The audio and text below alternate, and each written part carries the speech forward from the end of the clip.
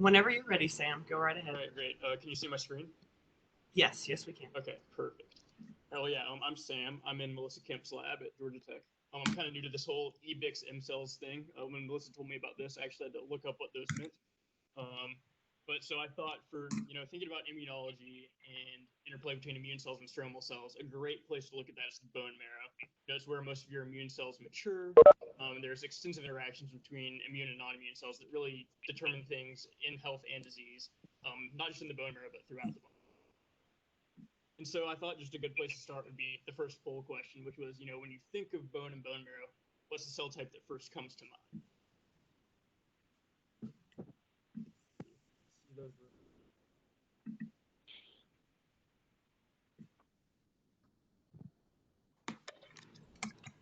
So I do see that some people are currently answering the poll question on Poll Everywhere.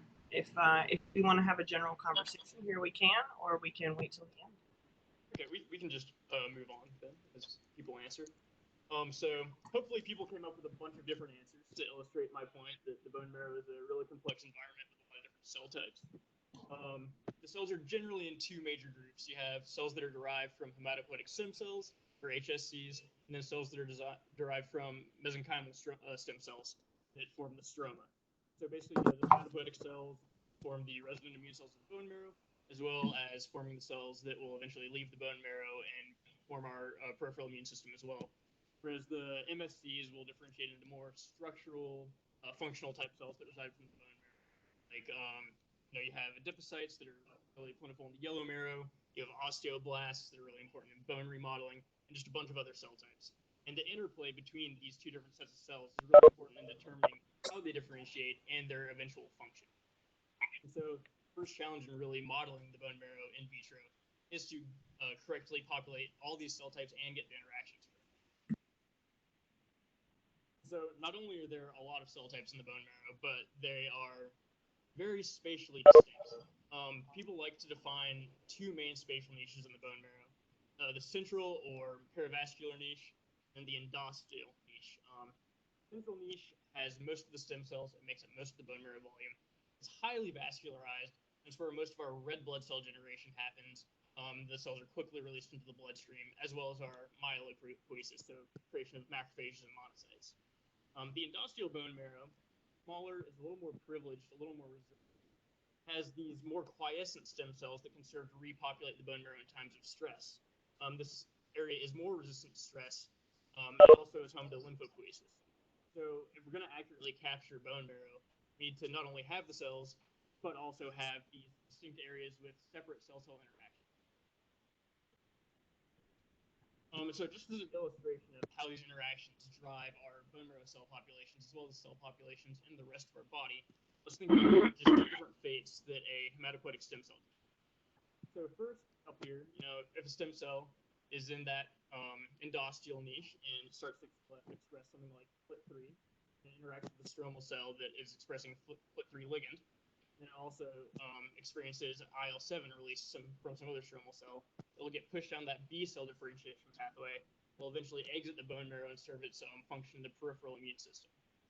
Now, the same stem cell, if it's found more in the perivascular niche, and it experiences exposure to monocyte colony stimulating factor, will start going down a monocyte type differentiation pathway, and eventually actually start to become an osteoclast precursor, and then a surface interaction with osteoblasts and rank ligand actually push it to become a mature osteoclast, where it functions bone destruction and bone homeostatic cycling. So the same cell, exposed to a different set of stimuli, can have two vastly different functions, which is something that our body does a great job of, but most in vitro bone marrow models really struggle to capture the heterogeneity of cell interactions that lead to a really full bone marrow cell. Just to further emphasize the cellular and spatial heterogeneity in the bone marrow, we've got two sections of bone marrow from two separate donors. They're stained by the cyclic immunofluorescence. Markers aren't really important. The main thing to look at is just the differences in colors. So if we compare the top and the bottom, we notice that the colors are way different. The top has a lot of dark blue, the bottom has a lot of light blue.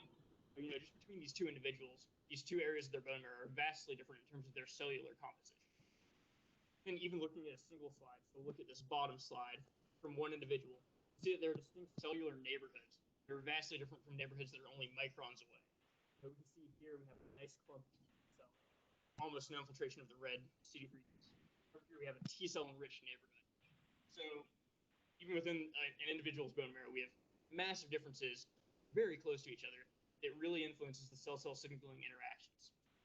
And so just to make this variability even larger, cell populations and cell-cell signaling involved in the bone marrow change greatly from health to disease.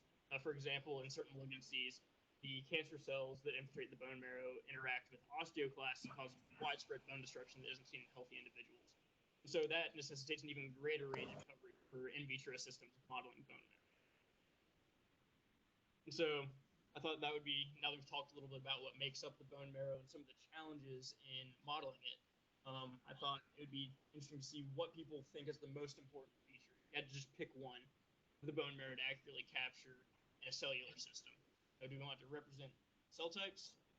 Do we want a 3D matrix that matches the actual structure of the bone?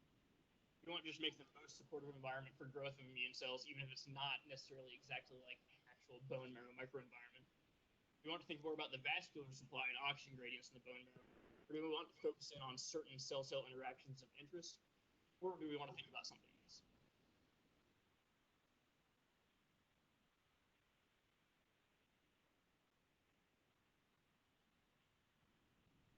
Okay, so now that we've thought about that a little bit, going to move on and talk about a few current approaches to trying to model the bone marrow in vitro.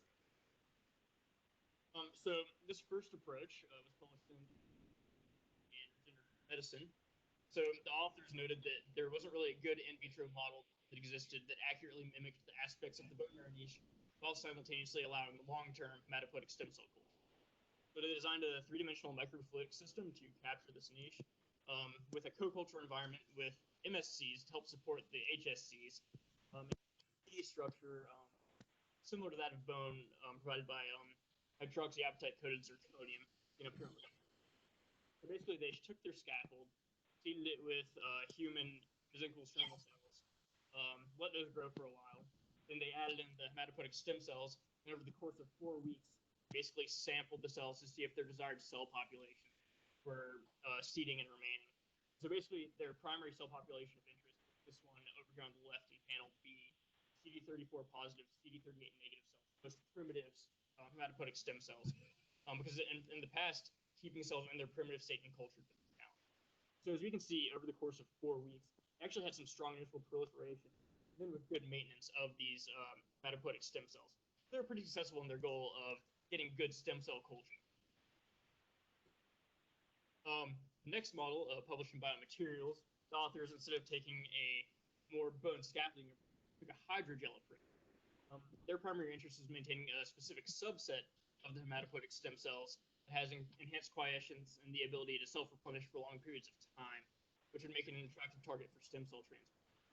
So this subset is similar to that reserved subset that generally resides in the endosteal bone marrow niche.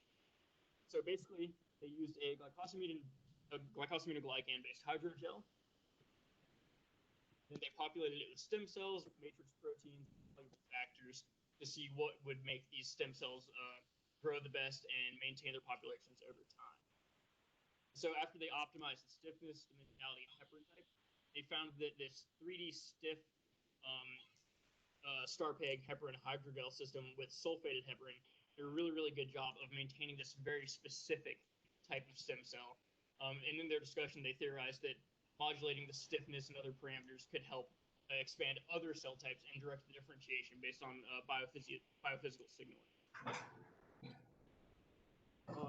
So this next model moved away from the stem cells and wanted to look at the bone marrow as a reservoir for other cancers, because the bone is one of the most common sites of metastasis for non-bone primary tumors like breast cancer. So these metastatic cells tend to colonize the perivascular niche, so their survival is really strongly modulated by endothelium, stem cells, the extracellular matrix, and oxygen and nutrient gradients. So they basically designed a model to mimic this niche. So they took decellularized bone matrix. They seeded that with marrow stem cells and endothelial cells. Then they put in their microfluidic chip, and they basically perfused cancer cells into the chip and waited for the cancer cells to then seed their matrix.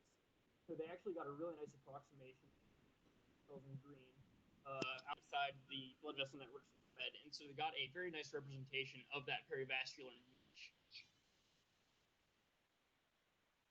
And so for a more bone marrow disease specific model, a group focused on creating an in vitro model of multiple myeloma. So this is a plasma cell cancer that resides in the bone marrow.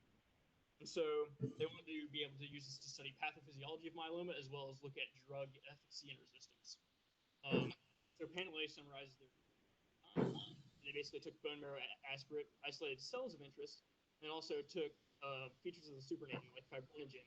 They actually used this fibrinogen and crossed it with calcium to create their 3D tissue enriched bone marrow. And then they added in their myeloma cells, their stromal cells, their endothelial cells. And basically this 3D model led to superior proliferation of the myeloma cells and the stromal cells. They also looked at the cytokine profiles within their 3D model and saw that basically their cytokine profiles in the 3D model were much more similar to the cytokine profiles seen in the inflammatory environment of multiple myeloma as compared to other models. They had enrichment of inflammatory cytokines like IL-1 alpha and tumor necrosis factor. They had some cytokines associated with angiogenesis, as well as those associated with bone repair. And so this model also did a nice job of capturing oxygen gradients seen here on the bottom right. Basically, the depth of the model correlated to oxygenation and hypoxia, similar to the oxygen gradients seen as you distance yourself from blood vessels in actual bone marrow. So just to quickly summarize the few models that we talked about, they all did really well at the specific thing they wanted to, but they all had shortcomings as an overall bone marrow model. The first two models were really good at expanding their stem cells of interest. The first had a nice bone 3D structure that was very close to the structure of actual trabecular bone, but they lacked diversity of cell types. That's going to be a common theme for most of these models. The second model also did a great job. They're very specific quiescent stem cell phenotype, but it's really specific. And so unless they find ways to, combine different hydrogel motifs in order to get more cell differentiation diversity, is really too specific for a good actual bone marrow environment. The third model was great for studying blood flow and metastasis in the bone marrow, and I really liked that they used decellularized bone matrix because that is the closest thing to actual bone structure. But they left out contributions from immune cells, which is hugely important in metastasis and cancer maintenance. That fourth myeloma model, I thought they did a really nice job of incorporating cancer cells, stromal cells, and endothelial cells, as well as capturing oxygen and drug gradients. But again, they didn't include the other immune cell contributions. In myeloma, it's recently been seen that immune suppressive microenvironment really contributes to disease progression. So again, it's missing a lot of the immune cells, even though bone marrow itself is a highly immune cell rich area.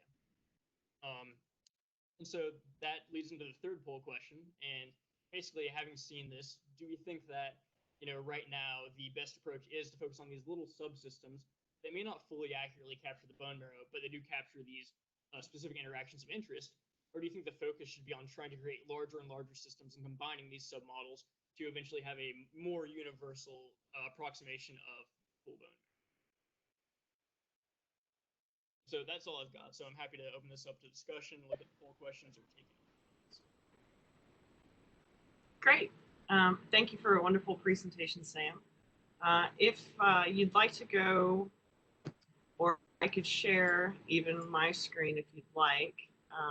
We have some responses to your question, from the question of when you think of bone marrow, what type of cell comes first to mind. We didn't get very many responses, but we did get responses to which feature of the bone marrow do you think is most important to accurately capture in an MPS system. So I'll share. Maybe we can start discussing it. Here we go. So we can see here that it seems like that the few people that did respond were kind of split between two choices. So the 3D matrix that matches the meshwork structure of the bone and the ability to capture key cell-cell interactions. So what do you think about these answers? I think it's pretty interesting. I think that there's no right or wrong answer. I personally am really interested in cell-cell interactions, so that would be my answer. I think people who are more interested in like building 3D structures will obviously choose the meshwork one. People who are interested in hypoxia and effects on cell differentiation that way would probably choose that one. I think it's just really what the best one is whatever fits your current experiment. And ideally we can combine them, but that's just not where the field is right now, unfortunately. Okay. Does anybody in the audience have any input to this?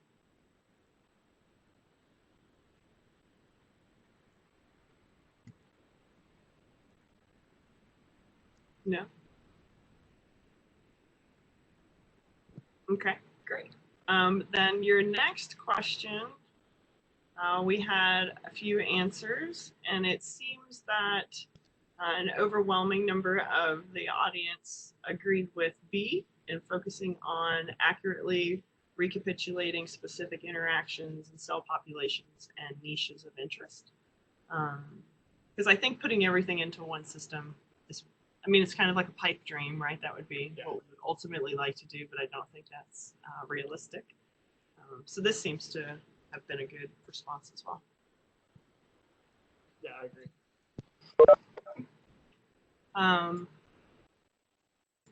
I'm going to stop sharing my screen, and I'm going to turn it over to the audience members. And if there's any questions for Sam or Professor Lautenberger, we could continue a conversation at this time. We do have about 10 minutes, so yeah, we have time for a few questions and discussion.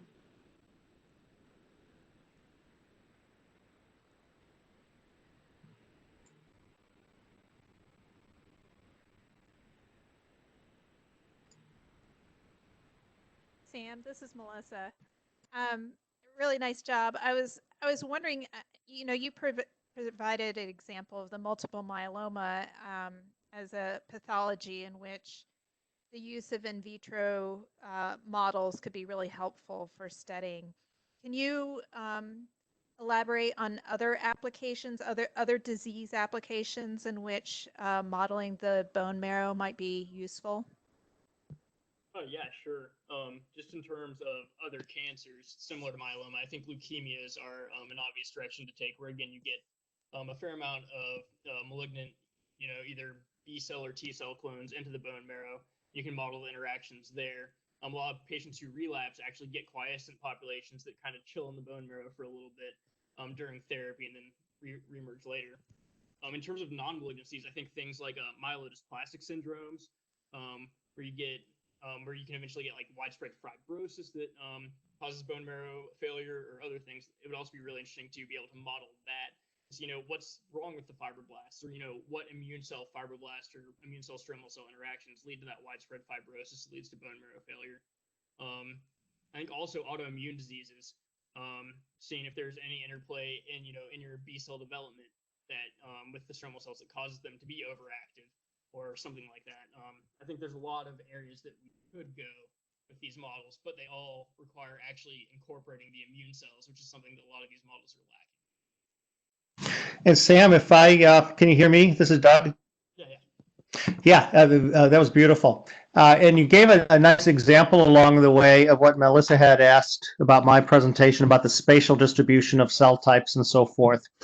And so the question I would pose to you is, now you see there where different cells are. Now what more would you want to know about that, and how might you get that information? Yeah, I think something that's really growing, especially in this field, is looking at what cells are next to each other and then trying to model the receptor ligand interactions. Does that cause those two cells to have differentiated that way together, or did they come together because of those ligand interactions in local cytokine environment, and that kind of thing. Something that's interesting, again, I'll go back to the myeloma example because that's what I know about. Myeloma cells really tend to clump with osteoclasts, and they have really strong rank ligand interactions that cause the widespread bone destruction found in myeloma. So I think looking at spatial interactions like that and seeing what actually causes that spatial association would be a really nice next step. Excellent. Good.